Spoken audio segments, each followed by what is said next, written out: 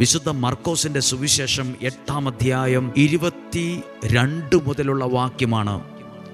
മുഴുവൻ വായിക്കാതെ എങ്ങനെ പറയാൻ പറ്റുമെന്ന് എനിക്കറിയില്ലെങ്കിലും ഞാനൊന്ന് ശ്രദ്ധയോടെ അത് കൈകാര്യം ചെയ്യാൻ, പ്രാർത്ഥിക്കാൻ, നിങ്ങൾക്ക് മനസ്സിലാകുന്ന വിധത്തിൽ അതിനെ ഒന്ന് എത്തിക്കുവാൻ ഞാൻ ശ്രമിക്കുകയാണ്.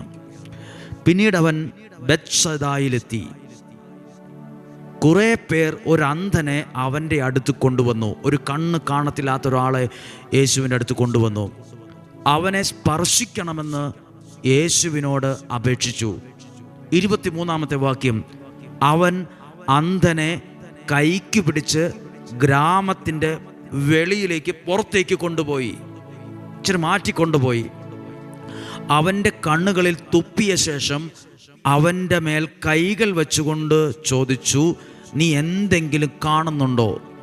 നോക്കിയിട്ട് അവൻ പറഞ്ഞു, ഞാൻ മനുഷ്യരെ കാണുന്നുണ്ട്.